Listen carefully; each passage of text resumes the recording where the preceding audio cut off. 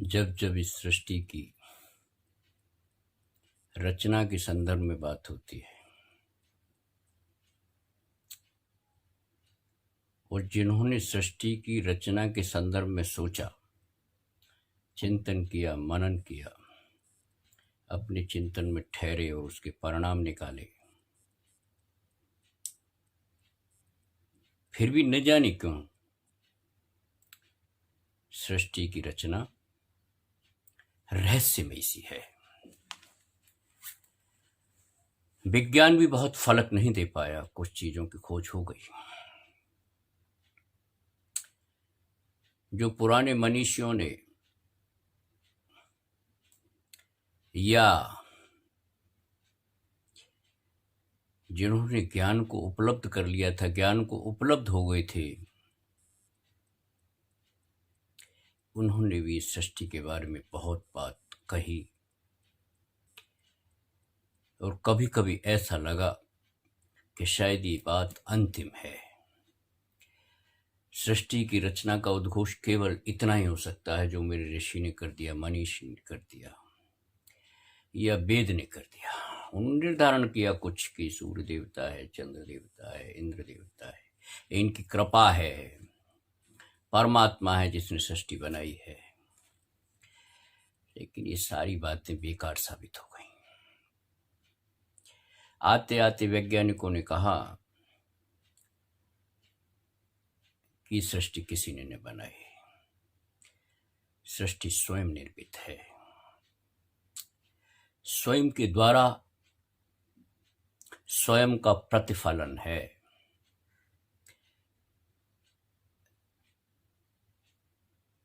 इस सृष्टि का कोई कर्ता नहीं है। ब्राह्मण संस्कृति जो कहती थी या वैदिक संस्कृति जो कहती थी, श्रमण संस्कृति ने इस मिथ को, इस मिथक को अपने तर्कों के द्वारा तोड़ा। और तोड़ा इसलिए कह रहा हूं कि उन्होंने एक नई दृष्टि दी। उन्होंने कहा इस सृष्टि का कर्ता कोई नहीं है, हर द्रव्य स्वतंत्र है, हर द्रव्य की स्वतंत्रता में उसका परिणमन भी स्वतंत्र है, हर द्रव्य की अपनी शक्ति है। उपनिषदों ने कहा ओम पूर्णमिदः, हर चीज पूर्ण है, और पूर्ण का यही अर्थ है कि उसके घटित होने में, उसके प्रतिफलन होने में वो स्वयं जिम्मेवार है, उपनिषदों ने कहा। और उपनिषद की धारा और श्रमण की धारा एक जगह, कई जगह मिल जाती है, कई जगह, आत्मा के संदर्भों में तो बहुत जगह मिल जाती है। तो कहना सिर्फ इतना है कि ये सृष्टि बड़ी रहस्यमयी है। अब वैज्ञानिक लगे हुए हैं, और लगे हुए का मतलब सिर्फ इतना है कि वो अपने प्रयास में, परिणाम में, अपने प्रोसेस में, अपनी प्रक्रिया में जिन प्रमाणों का, द्रव्यात्मक प्रमाणों का सहारा लेते हैं, वहां भी सृष्टि की कोई भी परिभाषा नहीं हो सकती। तो इसलिए इस बात को ही लगभग स्वीकार करना पड़ेगा या कर लेना चाहिए कि सृष्टि स्वयं संरचित हुई है। इसके लिए कोई देवता, परमात्मा, ईश्वर, भगवान, अल्लाह, खुदा, गॉड कोई भी जिम्मेवार नहीं है, ये मान लेना चाहिए। और नहीं मानेंगे तो विज्ञान साबित कर देगा, विज्ञान सिद्ध कर देगा, विज्ञान आगे इन्हीं पर काम करेगा। लेकिन जो इससे भी बड़ी गुत्थी है, इससे भी बड़ी गुत्थी है, वो ये है कि मनुष्य का मन क्या है, या मनुष्य के अंदर चेतना नाम की चीज क्या है, या मनुष्य को जो धारण, मनुष्यता को जो धारण करता है, जो अविधेय है, उसका जो धारक शक्ति है वो क्या है। इस पर विभिन्न दर्शनों में बात हुई, अपने अपने हिसाब से बात की, जो जहां तक पहुंचा उन्होंने बात की। लेकिन लगभग सभी दर्शनों ने आत्मा के अस्तित्व को स्वीकार किया। जिसको विज्ञान लिविंग और नॉन लिविंग के बारे में कहता है, उसकी लिविंग की कोई परिभाषा अलग हो सकती है, जिसको जीवत्व शक्ति, आगे आते आते विश्लेषण करते करते श्रवण दर्शनों ने कहा कि उसमें एक जीवत्व शक्ति है जिसको तू लिविंग कहता है। लेकिन इसके अलावा भी आत्मा कोई जीवत्व शक्ति के अलावा भी बहुत सी शक्तियों का धारक है जिसका निर्धारण नहीं हो सकता। इसलिए श्रवण दर्शनों ने कह दिया अनंत शक्तियों का धारक एक चेतन है, एक आत्मा है।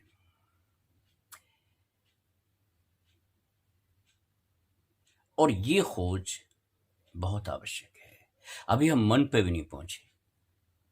न्यूरोलॉजी तमाम प्रयास कर रही है, मनोविज्ञान तमाम प्रयास कर रहा है। फ्राइड ने अपने हिसाब से बात की कि साहब, और फ्राइड, मैं समझता हूं जहां तक कि फ्राइड और उपनिषद यानी वेदांत, वेदांत भी जो कहता है कि संसार केवल भासता है, केवल माया है, और जिस स्वप्नावस्था की जिक्र उपनिषद करता है उसी स्वप्नावस्था की जिक्र फ्राइड करता है।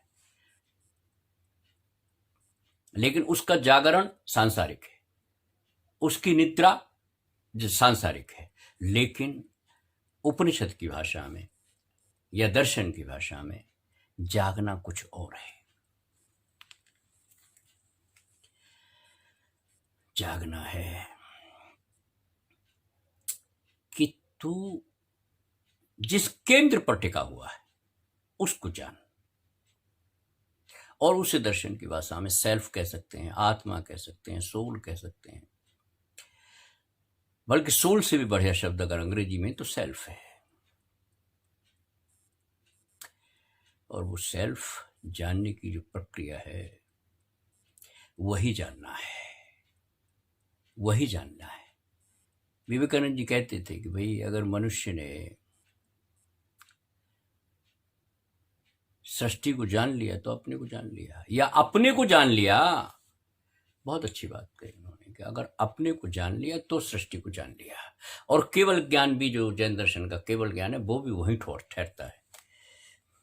और बुद्ध का जो बोध है वो वही ठहरता है कि तू अपने को जानने का प्रयास कर, स्वयं को जानने का प्रयास कर।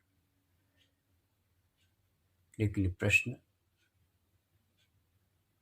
प्रश्न ही है कि दार्शनिकों ने शब्दों में लिख दिया कि भाई ये तो अनुभव की शाला है, ये अनुभव गम्य है, अनुभव से जाना जा सकता है, अनुभव से अनुभूति हो सकती है, इसको व्यक्त नहीं कर सकते। इसलिए बहुत कोई ठोस परिभाषा इसकी बन नहीं सकती कि बोध को प्राप्त हुआ है, केवल ज्ञान को प्राप्त हुआ, मुक्ति को प्राप्त हुआ, मोक्ष को प्राप्त हुआ, या गोलोक में चला गया वैष्णव संस्कृति के मुताबिक, या शैव के मुताबिक मुक्त हो गया, पाश मुक्त। शैव दर्शन में भी बड़े अच्छे शब्द हैं, पाश, किसने बांधा है तुझे पाश। इसलिए कहते हैं, कोई आदमी ये समझ ले कि भगवान शिव का नाम अगर पशुपतिनाथ है तो इसका अर्थ अगर कोई और लगा रहा है कि कोई उनका जो जिस पर सवारी करते हैं उनका वो पशु है, ये बड़ी बड़ी बड़ी कहना चाहिए मूर्खतापूर्ण परिभाषा है।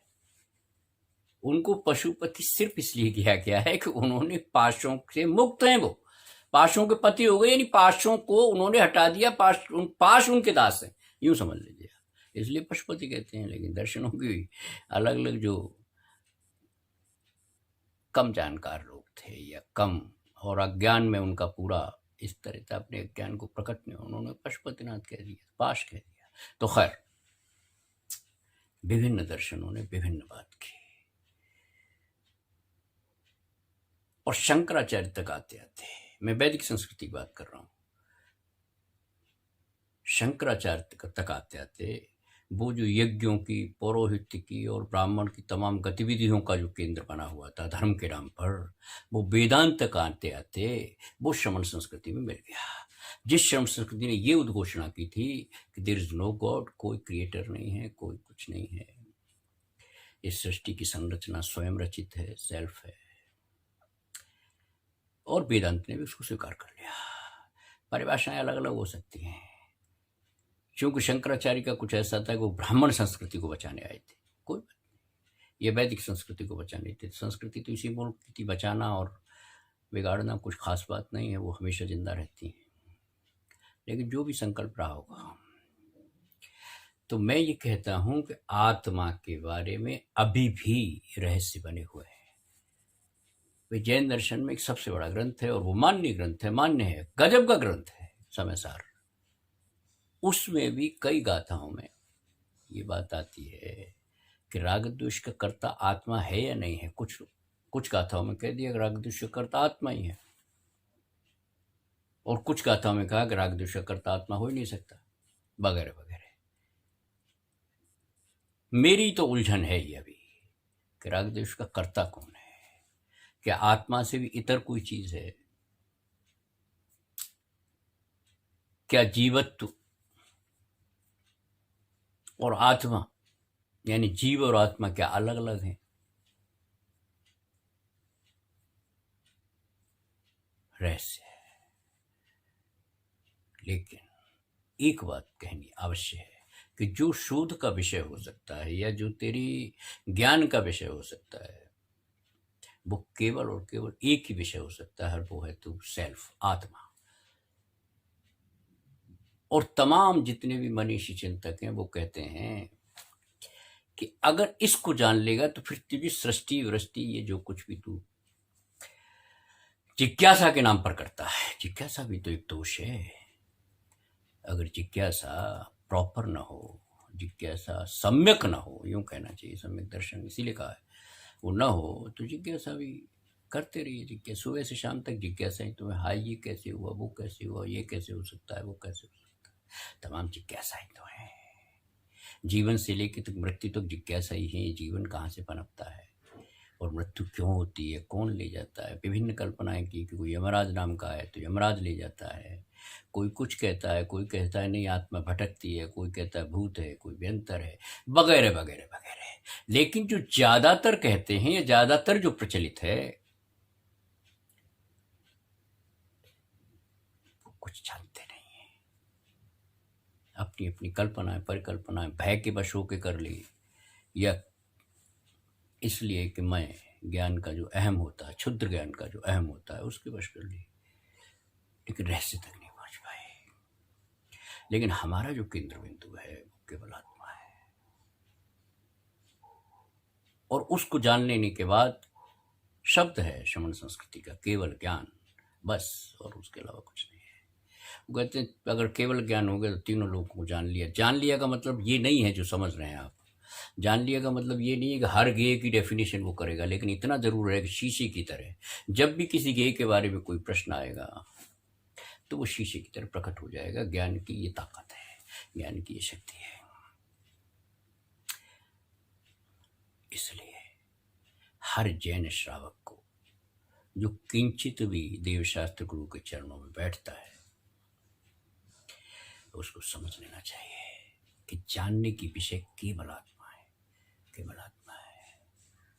सृष्टि में जो कुछ भी होगा आजीविका के लिए, सृष्टि के जो संचालन के तौर तरीके हैं जिसमें मुद्रा भी अपना एक स्थान रखती है, धन धान्य वगैरह वगैरह ये भी एक स्थान रखते हैं। ये सृष्टि का अपना चलन है। आज कोई मुद्रा चल रही है, कल नहीं चलेगी। आज सोने की इतनी वैल्यू है, कल वैल्यू नहीं रहेगी। तो जो अमूल्य है, जिसका कोई मूल्य नहीं है, जो अव्यक्त है, जो उसको व्यक्त नहीं किया जा सकता अनुभव के अलावा, जो अपरिमित है, जिसकी जो परिमाण में नहीं आ सकता, जो असीमित है, जो सीमा में नहीं आ सकता, ऐसा अव्यय जिसका व्यय कोई नहीं हो सकता, मेरा विषय केवल वो है आत्मा। केवल यही विषय है, इसके अलावा कुछ नहीं है। लेकिन दिक्कत यह है,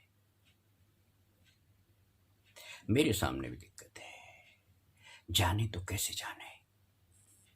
आचार्य ने तो जवाब दे दिया ज्ञान के माध्यम से, ज्ञान से ज्ञान में ज्ञान ही हो, तेरा ज्ञान ही जानेगा। ये बात सही है, लेकिन कभी कभी बड़ी झुंझलाहट होती है।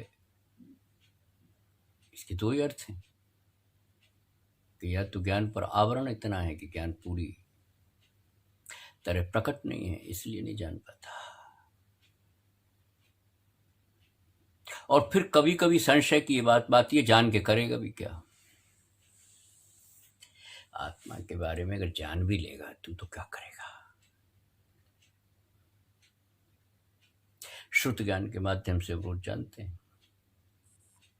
नहीं जान पाते, अपनी अपनी लगाते हैं तिकड़म। श्रुत ज्ञान के बहुत से प्रमाण, बहुत से शास्त्र, जिसको आगम कह के लोगों ने कह दिया कि इस पर चिन्ह मत उठाना, इस पर प्रश्न चिन्ह मत उठाना। अब ये आगम वाकई आगम है या नहीं है, ये विषय है, मान लेना चाहिए, विषय तो है। लेकिन खैर, हमारा जो विषय है वो सेल्फ है, और सेल्फ नोइंग हमारा गंतव्य है। सेल्फ को हम जानेंगे, और जानने के बाद जो जानने की जिज्ञासा वो रहेगी नहीं, ऐसा मेरा आचार्य कहता है, मेरा ऋषि कहता है, अनुभवी लोग कहते हैं कि फिर वो जानने की बात रहेगी नहीं, जानन में जानन मिल जाएगा, मुक्त।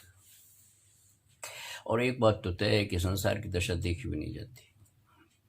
मैं मनुष्य हूँ इसलिए कुछ समझ भी लेता हूँ, लेकिन जो मनुष्य नहीं है, जो और गतियों में है, क्षुद्र से क्षुद्र, क्षुद्र से क्षुद्र, उसके बाद थोड़ा थोड़ा थोड़ा, इस तरह की जो हजारों गतियाँ, करोड़ों गतियाँ हैं, लाखों गतियाँ हैं। लोग कह देते हैं 84 लाख, लेकिन गतियाँ बहुत हैं। तो ये जो अनंत गतियाँ हैं, इनको देख के कभी कभी डर भी लगता है। डर भी लगता है कि यही आत्मा मेरी और यही आत्मा इसकी। जानवर ने यही बताया और बात ठीक लगती है। तो आखिर करें तो करें क्या, क्या करें? तो कुछ अनुभवी लोगों ने कहा कि एक काम कर, तू पर्याय तो बचा ले। ये जो मनुष्य की पर्याय है, देखिए वर्ण निश्चित है, और जो लोग पुनर्जन्म में विश्वास करते हैं या कर्म के सिद्धांत में विश्वास करते हैं, और कर्म के सिद्धांत की बात छोड़ दो, एक बात तो तय है कि मृत्यु निश्चित है, और मृत्यु का जो फैसला है वो इस तरह से होता है कि कोई चीज़ चली गई, जिसको लोग चैतन्य कहते हैं, आत्मा कहते हैं, जीव कहते हैं, जो भी कहते हैं, लेकिन कोई न कोई चीज चली गई जिससे जीवन और मरण के बीच का निर्णय हो गया कि कल तक ये जिंदा था, आज ये लाश है। ये फर्क हो जाता है ना, ये तो दिखाई दे रहा है ना, साफ दिखाई दे रहा है। तो अब इस मृत्यु के बाद अगर कोई चीज अवशिष्ट है जिसको सोल कहते हैं, इसकी स्थिति क्या बनेगी? तो बहुत से लोगों ने बहुत सी बातें कही, जो कह सका कह दिया, कोई दिक्कत नहीं है। लेकिन जिनवर ने कहा कि ये तमाम जो तिर्यंच गति हैं, ये जो निगोदिया जीव हैं, क्षुद्राति क्षुद्र जीव हैं, एक इंद्रिय, दो इंद्रिय, तीन इंद्रिय, इनको देख ले मालूम पड़ जाएगा। कुछ दिखाई देते हैं, कुछ नहीं दिखाई देते, लेकिन ये तो मालूम पड़ गया भाई ये गति है। और उनमें वही चीज है, वो भी आहार है, निद्रा भी है, भय भी है, मैथुन भी है, मनुष्य की तरह है। तो ये तो तय हो कि जीवात्मा का कोई मीनिंग तो है। विभिन्न प्रश्न हैं, दिमागों में उलझते हैं, और ये उलझन जटिल भी बन जाती है और सरल भी बन जाती है। सरल तब बन जाती है जब इस उलझन से निपटारे का कोई उपाय हो। तो हमारे पास तो शास्त्र हैं, और देव है, और गुरु है, और तो कुछ है नहीं। और देव शास्त्र गुरु में भी कुछ न कुछ गड़बड़ है। हमें आत्मा की खोज करनी है, हम इसी संदर्भ में आगे बढ़ेंगे और आगे बढ़ेंगे, और इस क्रम को जारी रखेंगे, यत्र तत्र, कभी कभी, यदा कदा, जैसे तैसे जारी रखेंगे। और जिनवर के आश्रय से आपसे बात करते रहेंगे।